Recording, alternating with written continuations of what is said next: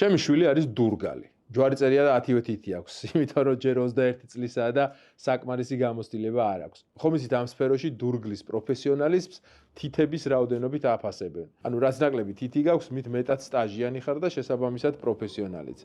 ეს რა თქმა უნდა ხუმრობით. რატომ დავიწყე ჩემ შვილზე საუბარი?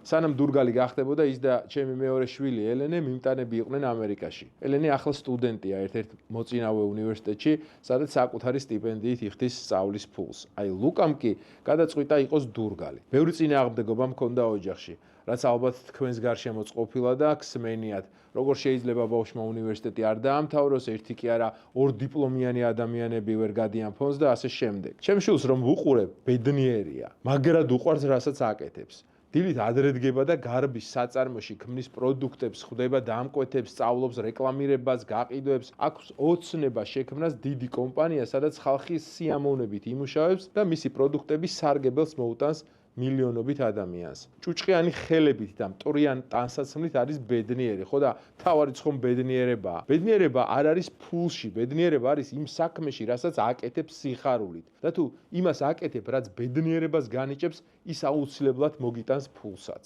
იპოვეთ საქმე, რაც მოგწონთ და ის აკეთეთ. დიპლომი არის უსარგებლო ქაღალდი, მთავარია თქვენი ცოდნა და საქმისადმი სიყვარული.